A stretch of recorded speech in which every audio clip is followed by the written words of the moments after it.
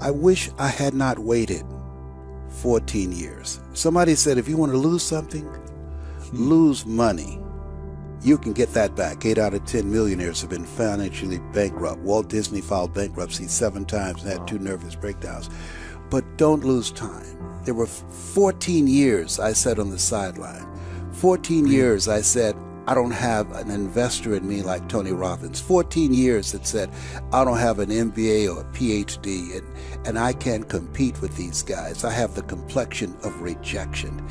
14 years I silenced myself. Wow. And so I regret that, because there are some people that maybe if they'd heard my voice, they would not have turned to drugs. If they'd heard my voice, their lives would have taken a different direction. And I can't get those 14 years back. That haunts me, and I think that drives me when I speak with such energy. I'm trying to make up for that time, but I can't. A time of great uncertainty and a time of change that's taking place around the world, and a time when people are feeling a great deal of anxiety and fear and reservations about the future, at a time when people are going to work and don't know whether or not they will have a job when they get off, and not necessarily because of their performance, but because of what's happening in the economy.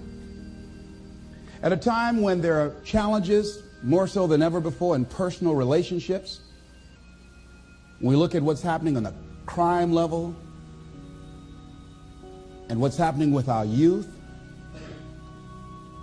that many times I'm sure that we've all taken time just to stop and reflect. Many times when we hear what's happening in the news or read the newspapers, where's all of this leading to? What's going on here? And so I think that now more than ever, we must begin to look at what are the things that we can do that would put us on some firm footing in life, that will enable us to do some things and use some powers that we have, that many of us go through life never ever discovering that we have those things going for us. And part of that, I believe, is knowing what it is your life worth. What is it that gives your life a sense of meaning and purpose? Because once you find that, it puts you in your power place. See, if you know what your life work is, I encourage you to start working on it. If you can't do it all at one time, do just a little bit of it. And if you don't know what it is that you showed up to do, if you don't know why you're here, I encourage you to find out what your purpose is here. What is the meaning of your life? What will be different? Have you ever asked yourself that question? I've done that. I remember coming from a friend of mine's funeral, and I was reflecting on how much time I had left. And I went for a walk in a park thinking about this guy whose life was so promising. And I mean, he wasn't an old guy. He was quite young, in fact. And I thought about all of the things that he said he was going to do, and he never got a chance to do those things. And I started thinking about my own life and how much time I had left to do the things that I would like to do. And at that time, I wasn't sure what my life purpose was, what my life's work was. I wasn't sure about it at that time. And I thought about it quite a lot. I had some idea, but I wasn't convinced. That I don't think I felt worthy. I didn't believe that it could be me to do this kind of work that I'm doing right now. And I say to you that if you begin to take a conscious effort to find out what it is that you're supposed to do, I say that it can literally save your life. I said that it can literally save your life. I was telling a group of people of a study that was conducted. Dr. Larry Darcy, who wrote a book called Recovering the Soul, he said, human beings are the only living species that has achieved the dubious distinction of dying or having a stroke or a heart attack on a certain day.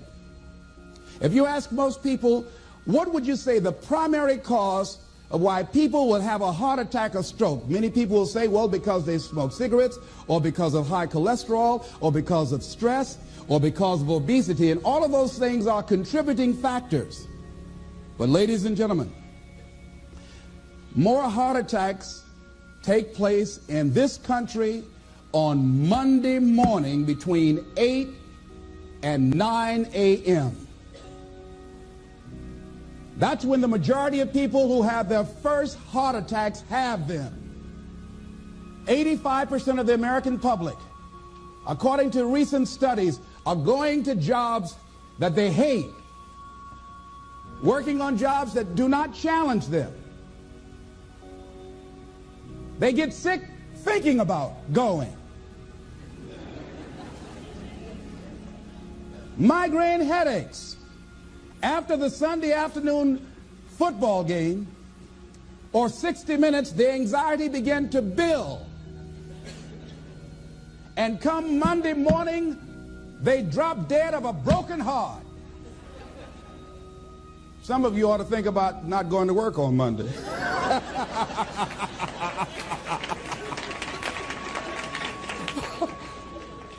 Think about that. People are literally dying to go to work.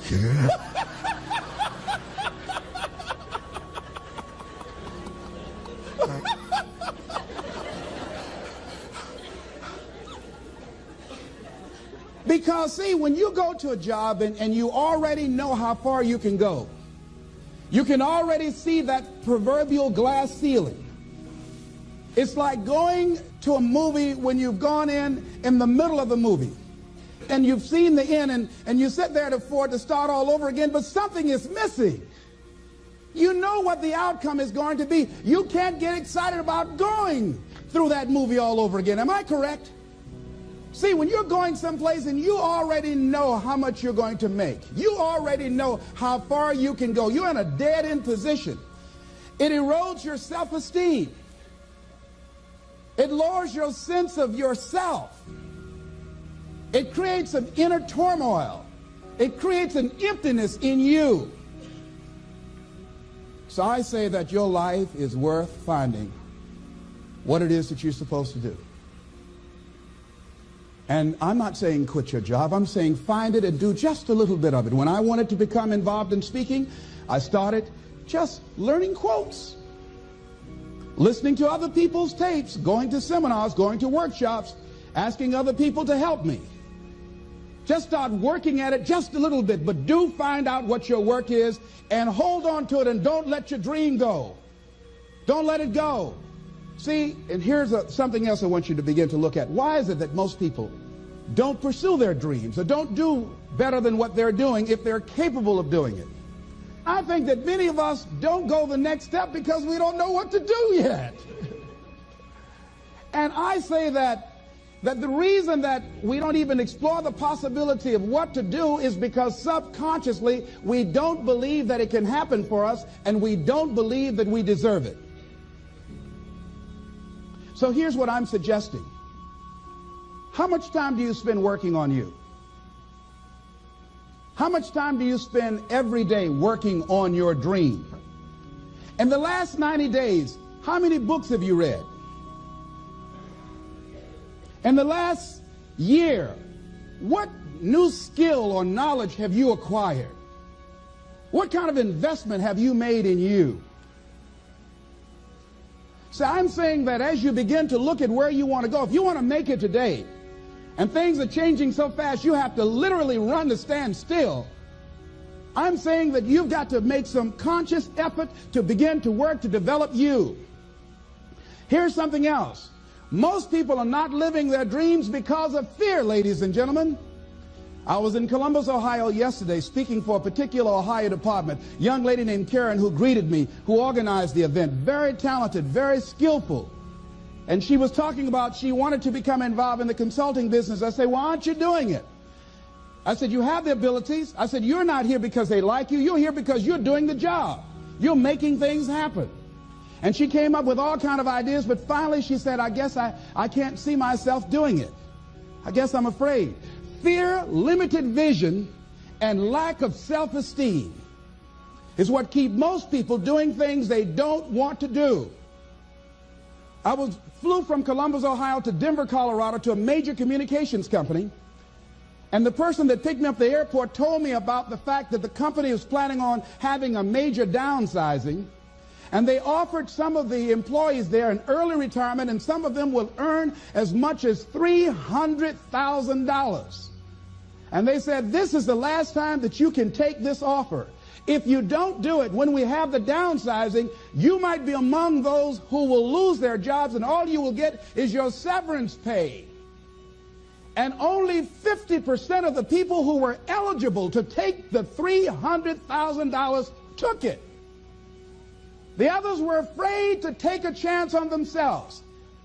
The others couldn't see themselves beyond that company. They couldn't see life after that company. The same reason that people stay in relationships where they're abused or they're unhappy or it's unfulfilling. They can't see themselves beyond that relationship. They can't see themselves enjoying life without that person. They think that this is all that they can do. The same reason that people get stuck at a certain level in life. They can't see things being better for them. And they think that this is it and this is all they deserve. This is all they've ever seen. It's been passed on to them. And they think that this is it for them. Oh, no. I was looking what Dr. Blanton, Smiley Blanton, who is a colleague of Dr. Norman Vincent Peale, what he said about fear. He said, fear is the most subtle and destructive of all human diseases. Ladies and gentlemen, fear kills dreams. Fear kills hope. Fear put people in the hospital. Fear can age you. Fear, ladies and gentlemen, can hold you back from doing something that you know within yourself that you're capable of doing, but it will paralyze you. And it seemed like you're in a hypnotic spell. And I asked you a question, what is the benefit? What's the benefit of allowing fear to hold you back? What's the benefit of giving up on yourself? Of not stepping out on life and taking life on? What is the benefit for you? What's the plus in that? It's one of the things I had to ask myself. So I didn't want to make any mistakes. I wanted everybody to like me. I wanted to be perfect the first time I did something. It's not going to happen. You're going to make some mistakes. You're going to hurt some folks' feelings. You're going to create some enemies whenever you decide that you want to begin to take life on. You've got to ask yourself, how long am I going to allow this to hold me back? I like what Zig Ziglar says. He said, fear is false evidence appearing real. That is an illusion that we create in our mind. It is a state of mind that can be changed. So let's look at how we can begin to take some steps to restructure that fear, to begin to expand our visions of ourselves, to begin to increase our self-esteem. Webster said that self-esteem means confidence and satisfaction in oneself. Look at your life right now. Whatever you've done up to this point in time, your life is working. Whatever you have produced, it came out of you as a result of the kind of person that you have become. It's a result of your choices. It's a result of your consciousness. Now you have to ask yourself, are you satisfied with what you have produced? Is this what you want? Would you like for things to be better than this? Do you believe that you deserve better than this? Or are you content? This is it. You don't have to do anything else. That you'll already resign yourself in life and say, well, I'm happy. I'm not starving like the people in Calcutta. Are you allowing yourself to get off the hook like that? Or do you believe somewhere in the back of your mind or in your heart that there's some other great work for you to do? There's something else that life has for you. And that's why you're here. How do we handle this fear factor? How do we increase our self-esteem? You have to begin to fortify yourself. How do we do that? I believe that you have to begin to consciously monitor your inner conversation and start talking to yourself. Start building yourself up. Sometimes the only good things you will hear about you are the things that you say to you.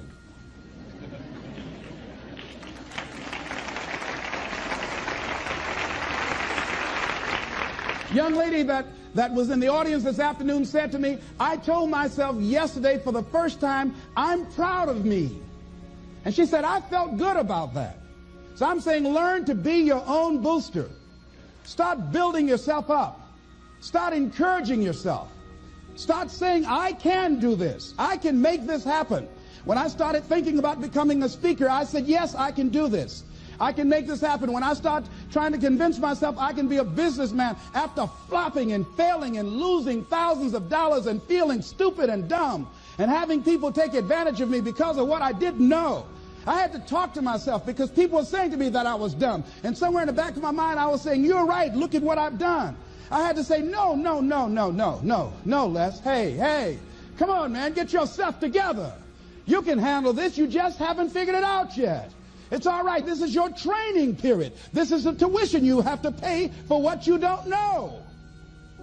You can do this. Other people have done it. It doesn't take an Einstein.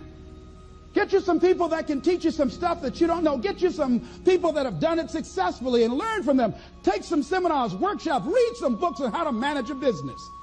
Change the way you see yourself and begin to tend to the personal details. Understand that nobody's going to take care of your business better than you. And when I start changing that kind of mindset of beating myself up because of my mistakes and start looking at the possibility of my doing better, of my making the adjustment that would enable me to do what I want to do successfully, things begin to change. And I'm saying, stop beating up on yourself. You do it. I know you do it. I've done it. It's a natural inclination for us to put ourselves down. See, we are born negative, I think, in a negative consciousness because we live in a negative world. So you don't have to teach children to lie. They'll lie automatically. Did you wet in your pants? No, I did not. Well, what is that? I don't know. You don't have to encourage kids to misbehave. They will do it by themselves. You don't have to encourage them to do the wrong thing. They will do it automatically. You have to correct their behavior. So I'm saying that we have to work through the challenges of life in learning how to begin to work to fortify ourselves. Repeat after me, please. I can live my dream. I can find my purpose in life. And live my purpose. I deserve more from myself. I deserve more from life. Shake somebody's hand on your right and left and say, you deserve more from life too.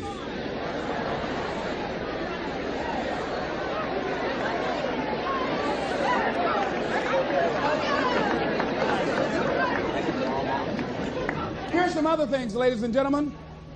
Begin to guard your mind against negative programming, like turn off the television. Don't watch the news. Don't watch it. I think that more people have a sense of hopelessness and anxiety about life. If you look at the news, you cannot feel good looking at the news. You'll be scared to death. You're scared to go to sleep. I mean, it turns your power down. You've got to be conscious of that. Don't pick up the newspaper and read it. No. Just try this. Just experiment with yourself. Now, if your job depends upon you knowing certain things, let somebody tell you just about those things. But start filtering the stuff you allow to come in your mind. You know that song you used to say, don't let nobody bring you no bad news. I tell my staff, look here, don't tell me any bad news while I'm on the road. Let me handle it tomorrow. I don't like anybody to tell me any bad news at night before I go to sleep. I can't do anything about it anyhow. Why let me go to sleep with that on my consciousness? No, and my staff, they know that. Say, let it wait till tomorrow. And I have a period of time. Tell me bad news between 10 o'clock and 12 noon. After I prayed and meditated and read my books, I'm fortified, I'm ready to handle it. I deal with it, and I'm out of there, and I'm going on to something else. So you've got to guard the kinds of things that you put in your mind. See, if you don't program your mind will be programmed, because human beings are goal-oriented. That's why we die of broken hearts early. That's why we're running through life to early graves. We're going through life, ladies and gentlemen, and I think that Henry David Thoreau said that most men live in quiet desperation. Most of us go through life running scared. Larry DeAndre, who I think is going to be one of the greatest motivational speakers around today, told me a story, a true story of a friend of his, that every day when he came home from school, when he would get to a certain block in his neighborhood, there was a neighborhood dog that would chase him. And that dog would start after him barking. Boy, he would run, just running from that dog every day. Finally, he just got tired of that dog chasing him every day. He said, this dog come around here today, I'm going to take a brick or something and bust him in the head.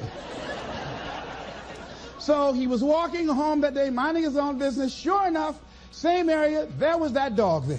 And the dog started barking, he started running, he saw a brick and he stopped and picked up the brick and turned around, and the dog got close to him. He realized the dog didn't have any teeth.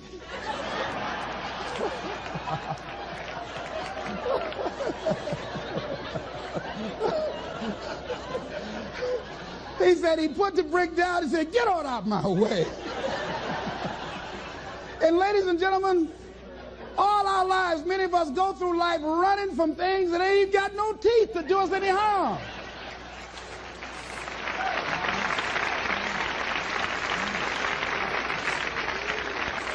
Haven't you been afraid to do something and then after you did it, you say, "Whoa, if I'd known it was this easy, I would have done it before"? Haven't you ever had that experience? Raise your hand. Absolutely. So we created this in our minds, false evidence appearing real. We made it real in our minds. That's why Churchill said there's nothing to fear but fear itself. That's the destructive monster. So turn off things that can contribute to your fear. Turn a deaf ear to people that all they can do is talk about how negative things are because they have bought into the consciousness of the world. Start attending workshops, seminars, listening to tapes on a daily basis to begin to recondition your mind, to retrain your thinking. Faith comes by what? Hearing and hearing and hearing. Listen to things that can empower you, that can enable you to create a new reality for yourself, and a new life for yourself. You might appear to be strange around most people. You know, most people think you're strange if you're happy today. People say, "How you doing?" I said, "Better than good." Whoa, what's wrong with him? Just go around smiling and watch people. Look at this. Is this a weird guy over here? Because most people don't smile. Watch them. Look at their faces in the morning. Here we go, another Monday morning. How you doing? Haven't had my coffee yet. Don't ask me. See, these people have not found their purpose in life. That's why they're grumpy. That's why they're miserable. That's why they're so negative. They're hurting and they want to hurt other people. So start practicing using programs for your mind. Seminars, books, workshops. Keep a journal. Record your thoughts. What's happening with you? Every day when you get up, have a journal near you. I use a Jack Boland journal so that I can write down my ideas. I keep it by my bed so I can write down my thoughts. See, ladies and gentlemen, we get 3 to 4 thoughts a year that if we would act on those thoughts, they could change our life. Don't say, "Well, I'll remember that." No, write that thought down. I got a thought today I wrote down. A friend of mine is in the hospital. His morale is low. They're talking about amputating his foot. He's got to feel very bad. So I said, you know, not only am I going to see him, but I can't be there with him all the time. I said, I'm going to create a tape for him that he can listen to that will heighten his level of morale. We told him the other night, don't go to surgery. You are depressed. Your energy level is down. No, tell him not now. Don't do it now. In fact, most doctors who have any sense of awareness don't perform surgery on patients that are in a state of fear, that don't think they will make it. They wait till they're in a different state of mind. So I said, what about making tapes for people that are facing physical challenges? I said, that's a good idea. All right?